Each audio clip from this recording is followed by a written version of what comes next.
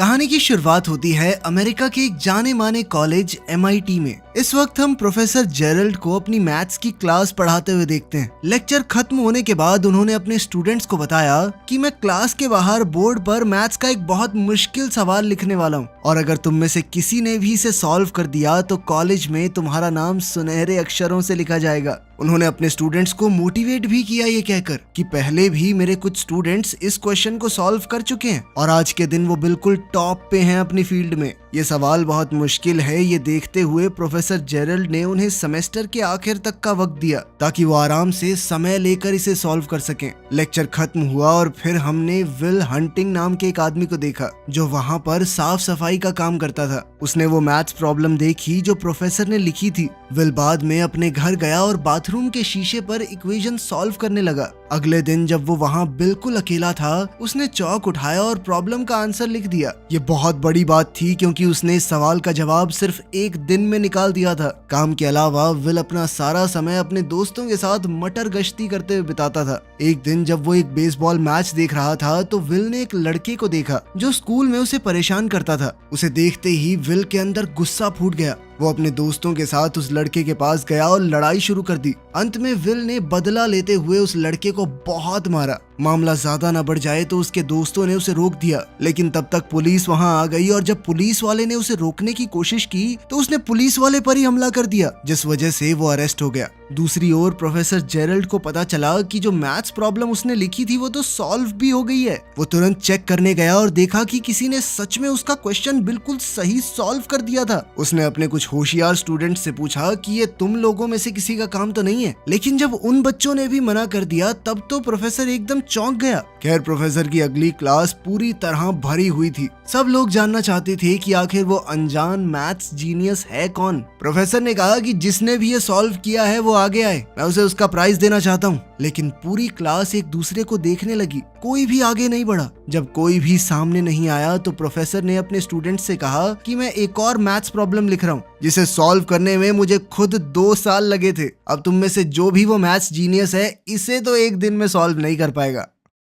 वहीं दूसरी ओर विल अभी जेल से बाहर आया ही था। उसने अपना साफ सफाई का काम किया और तुरंत प्रॉब्लम सॉल्व करने लग गया। उसी वक्त जेरल्ड अपने ऑफिस से बाहर आया और उसने विल को बोर्ड पर लिखते हुए देख लिया। उसने विल को रोकने की कोशिश की, सोचा कि वो बोर्ड पे ऐसे ही कुछ लिख रहा होगा। प्रोफेसर को अपनी तरफ आते हुए देखकर विल वहां से भाग गया। बाद में जब प्रोफेसर वापस आया तो उसने देखा कि विल ने तो एक्चुअली उसकी प्रॉब्लम सॉल्व कर दी है जिसे सॉल्व करने में उसे खुद 2 साल लगे थे, वो इस लड़के ने कुछ ही देर में सॉल्व कर दी। अब उसे पता चल गया था कि वो सीक्रेट मैथ्स जीनियस कौन है। काम के बाद विल अपने दोस्तों से मिला और वापस बार में गया थोड़ी ड्रिंक्स लेने के लिए। वहाँ कुछ खूबसूरत लड़कियों को देखकर विल का दोस्त चकी उनके पास गया और फ्लर्ट करने लगा। लड़कियों को इम्प्रेस करने के लिए चकी ने ऐसे ही झूठ बोल दिया कि हाँ मैं भी यहीं MIT में पढ़ता हूँ, जीनियस हूँ मैं। तभी एक आदमी बीच में बोला और पूछने लगा कौन सी क्लास में पढ़ता है बे तू? जिसके जवाब में चकी ने कहा हिस्ट्री। वो लड़का समझ गया था कि ये झूठ बोल रहा है। उसने चकी की बेइज्जती करनी शुरू कर दी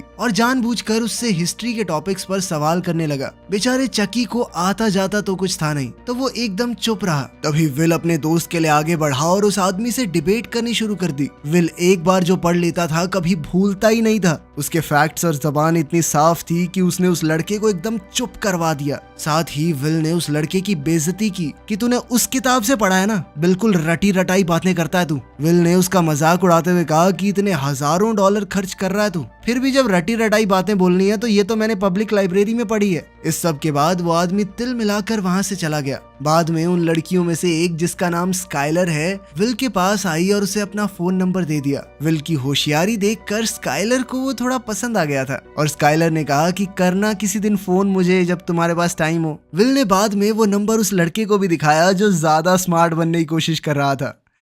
इस बीच प्रोफेसर जेरल्ड उस सफाई करने वाले को ढूंढ रहे थे जिसने उनकी वो मुश्किल प्रॉब्लम इतनी आसानी से सॉल्व कर दी। थोड़ी पूछताछ के बाद उन्हें विल का कॉन्टैक्ट नंबर मिल गया, जिसके बाद वो सीधा विल की कोर्ट हियरिंग में पहुंच गया। उसके ऊपर एक पुलिस ऑफिसर पर हमला करने का केस लगा था। विल ने अपने आप को कोर्ट में बचाने की बहुत कोशिश की, लेकिन जज ने कहा कि तुम्हारे ऊपर पहले से चोरी और मारपीट के आरोप लगे हुए हैं। जज ने कहा कि अब मैं पुलिस से भी हाथापाई को नजरअंदाज नहीं कर सकता और आखिरकार जज ने उसे जेल में डाल दिया। और अगर वो बेल लेना चाहता है तो $50,000 देने होंगे, यानी लगभग 44 लाख रुपए। इसी के साथ विल को जेल भेजा गया, लेकिन वहां उसकी मुलाकात प्रोफेसर जेरल्ड से हुई, जिसके पास उसके लिए एक डील थी। उसने विल से कहा कि मैंने जज से बात कर ली है और मैं तुम्हें छुड़वाने के लिए तैयार हूँ, लेकिन तुम्हें मेरी 2 शर्तें माननी होंगी। पहली शर्त ये थी कि विल प्रोफेसर जेरल्ड के साथ मैथ्स की क्लास लगाएगा, और दूसरी शर्त ये थी कि उसे काउंसलिंग लेनी पड़ेगी। विल इस बात पर हंसने लगा, लेकिन वो जेल में भी नहीं रहना चाहता था। उसके पास कोई ऑप्शन था नहीं, इसीलिए उसने सारी शर्तें मान ली।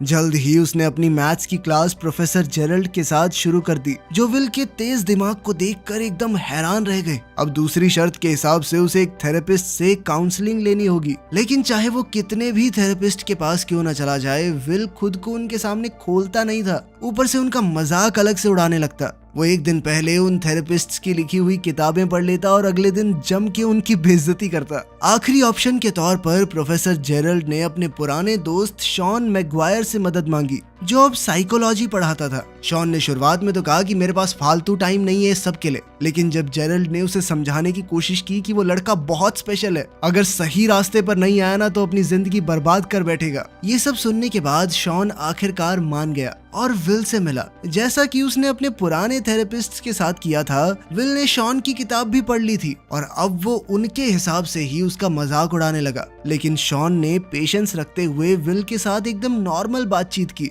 बिना उसकी जिंदगी के बारे में कुछ भी पूछे। तभी विल की नजर एक पेंटिंग के ऊपर पड़ी जो शॉन ने खुद से पेंट की थी। उस पेंटिंग और कुछ आर्ट बुक्स को देखकर विल शॉन की जिंदगी के बारे में कुछ भी अंट शंट बोलने लगा। शॉन ने फिर भी विल की बातों पर ज्यादा ध्यान नहीं दिया, लेकिन फिर विल शॉन की पत्नी को भी अपनी बातचीत के टॉपिक में ले आया। उसकी पत्नी का जिक्र होते ही शॉन थोड़ा गुस्सा हो गया। विल को समझ आ गया कि शॉन की कमजोरी उसकी पत्नी है, तो वो बार बार उसका जिक्र करने लगा। उसने पूछा कि सर आपकी पत्नी यहाँ क्यों नहीं है? क्या वह धोखा देके किसी और के साथ भाग गई क्या? ये सुनते ही शॉन पूरी तरह से अपना आपा खो बैठा और विल को गले से पकड़ लिया। उसने विल को चेतावनी दी कि कभी भी मेरी पत्नी की बेइज्जती मत करना। तभी विल ने शॉन से कहा कि सर टाइम खत्म हो गया है। शॉन ने उसे छोड़ दिया और विल बाहर चला गया, ये सोचकर कि उसने फिर से एक थेरेपिस्ट को तोड़ दिया है। शॉन का मूड देखकर प्रोफेसर जेरल्ड को लगा कि वो और सेशंस करने के लिए नहीं मानेगा, लेकिन शॉन ने तो कहा कि हाँ मैं करूंगा इसकी काउंसलिंग, अगले हफ्ते से लगातार लेके आओ इसको मेरे पास।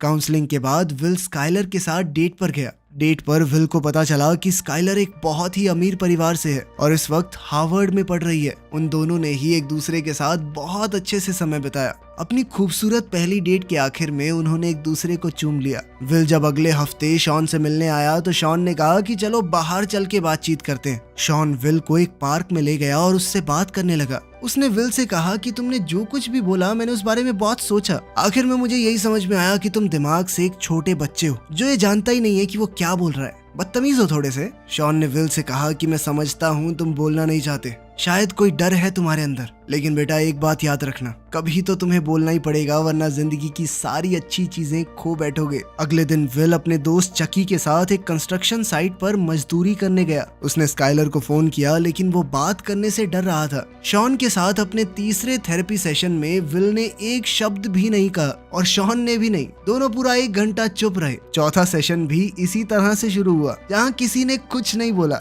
लेकिन फिर बोर होकर विल ने शॉन को एक जोक सुनाया। इसे एक हिंट मानकर कि विल शायद अब बातचीत करना चाहता है। शॉन ने उससे पूछा कि क्या तुम्हारी कोई गर्लफ्रेंड है? इसके जवाब में विल ने उसे स्काइलर के बारे में बताया कि कैसे उनकी पहली डेट बहुत ही बढ़िया गई, लेकिन अब मुझसे बात नहीं हो पा रही। शॉन ने पूछा कि ऐसा क्यों? तो विल ने जवाब दिया कि मुझे लगता है स्काइलर मेरे लिए बहुत ज्यादा अच्छी है और अगर मैं उससे मिलता रहा तो सब कुछ खराब हो जाएगा। कभी ना कभी तो वो समझ ही जाएगी कि मैं उसके लायक नहीं हूँ। शॉन ने उसे समझाया कि कोई भी किसी से बेहतर नहीं होता, हर किसी में कुछ चीजें अच्छी कुछ खराब होती हैं, लेकिन जरूरी बात बस ये है कि वो इंसान आपके लिए सही है या नहीं। इस बारे में और समझाते हुए शॉन ने अपनी पत्नी के बारे में बताया। उसने कहा कि वो बहुत अच्छी इंसान थी, बहुत प्यार करता था मैं उससे, लेकिन नींद में कभी कभी पात देती थी। उसकी इस बात से पूरे कमरे का माहौल बदल गया। विल और शॉन दोनों ने खुलकर हंसना शुरू कर दिया। इसी पल वो दोनों एक दूसरे के थोड़े करीब आ गए और विल को अब शॉन के आसपास थोड़ा कंफर्टेबल महसूस होने लगा। सेशन खत्म हुआ और शॉन ने सलाह दी कि जाकर बात करो उस लड़की से।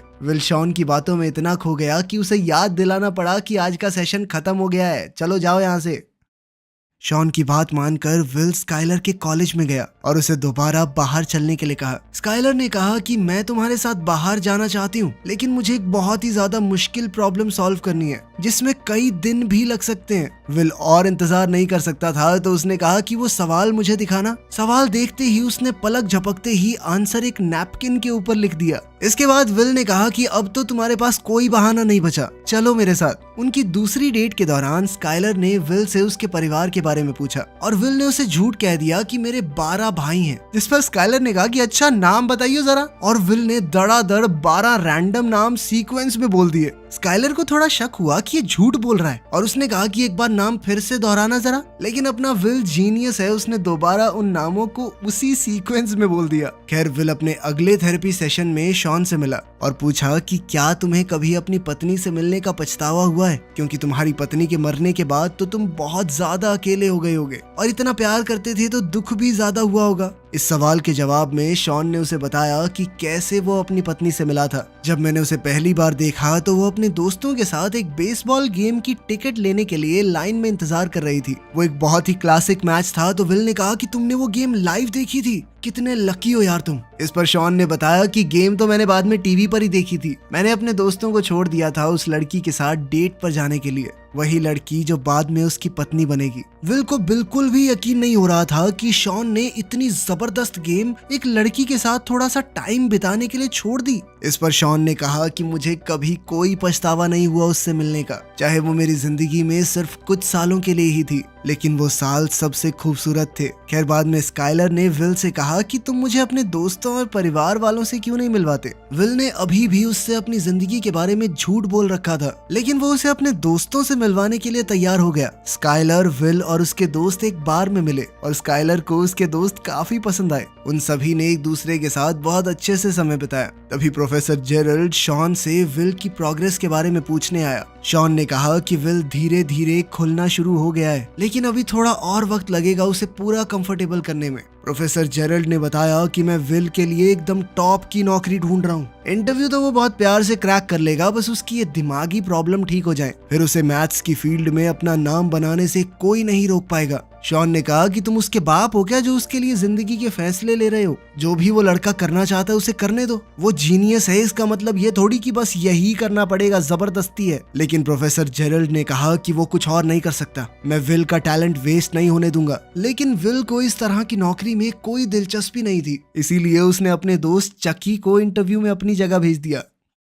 एक रात अपनी जिंदगी के बारे में बात करते हुए स्काइलर ने विल से कहा कि तुम मेरे साथ कैलिफोर्निया चलोगे। स्काइलर की बात सुनकर विल घबराने लगा और बोला कि वो उसके साथ नहीं चल सकता, मेरी सारी जिंदगी यहीं पर है। स्काइलर ने उससे पूछा कि तुम मुझसे प्यार करते हो मैं जानती हूँ, तो पूरी तरह मेरे साथ आने में इतना डरते क्यों हो और मुझे कभी कुछ सच भी नहीं बताते। उसने ये भी बताया कि मुझे पता है तुमने झूठ बोला था, तुम्हारे 12 भाई हैं। ये झूठ सामने आने पर विल अपना आपा खो बैठा। उसने कहा क्या जानना चाहती हो तुम मेरे बारे में? अनाथ हूँ मैं, माँ बाप का अता पता है नहीं। अपनी ज्यादातर जिंदगी एक परिवार से दूसरे में फुदकते हुए बिताई है मैंने। बचपन में जिस परिवार के साथ मुझे रखा गया वो मारता था, मुझे कुत्ते की तरह मारता था। स्काइलर रोने लगी और विल से कहा कि कोई बात नहीं, मैं तुम्हारे साथ हूँ ना, मैं तुम्हारे साथ रहूंगी चाहे कुछ भी हो जाए। लेकिन विल ने उसे दूर कर दिया और कहा कि मुझे किसी की मदद नहीं चाहिए। विल को कहीं ना कहीं डर था कि अगर उसने किसी को पास आने दिया और फिर वो इंसान उसे छोड़कर चला गया तो वो सह नहीं पाएगा। स्काइलर ने रोते हुए कहा कि मैं तुमसे बहुत प्यार करती हूँ, कभी तुम्हें छोड़कर नहीं जाऊंगी।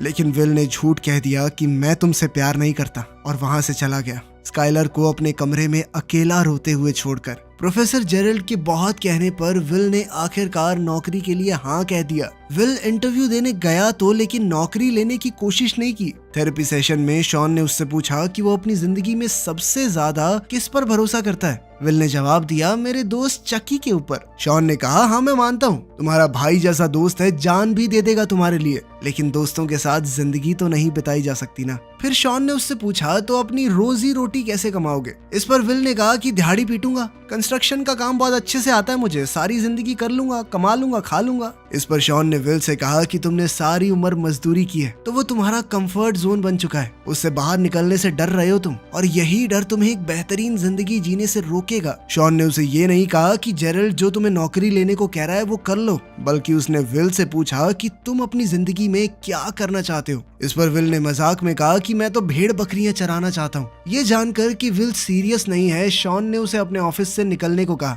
उसने कहा कि मैं अपना वक्त बर्बाद नहीं करना चाहता, तुम्हारे पास फालतू टाइम होगा, मेरे पास नहीं है, अगर ईमानदारी से जवाब नहीं देना तो जाओ। इस पर विल गुस्सा हो गया और शॉन पर चिल्लाने लगा। शॉन ने फिर से पूछा कि वो अपनी जिंदगी में क्या करना चाहता है। विल दोबारा से चुप रहा, उसने जवाब नहीं दिया। शॉन ने उससे कहा चला जा यहाँ से, जा। स्काइलर के कैलिफोर्निया जाने से पहले विल ने उसे फोन करके अलविदा कहा। स्काइलर ने एक आखिरी बार कहा कि मैं तुमसे प्यार करती हूँ। विल मुस्कुराया लेकिन अपने डर की वजह से जवाब नहीं दिया। उसे अभी भी लगता था कि आखिर में तो मेरा दिल टूटना ही है।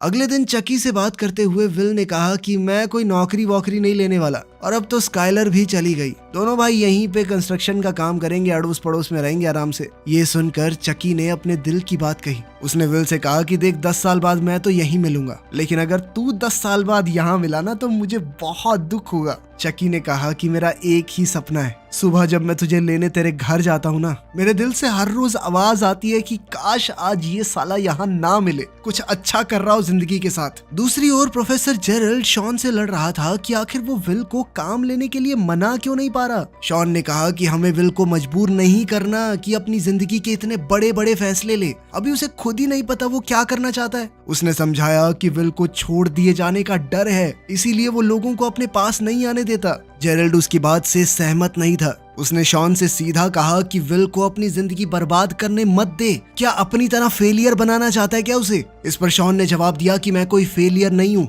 मैंने चुनी है ये जिंदगी, मुझे अच्छा लगता है इतने में खुश हूँ मैं। तभी विल अंदर आया और उनकी बातचीत सुन ली। प्रोफेसर जेरल्ड कमरे से बाहर चला गया ताकि थेरेपी शुरू हो सके।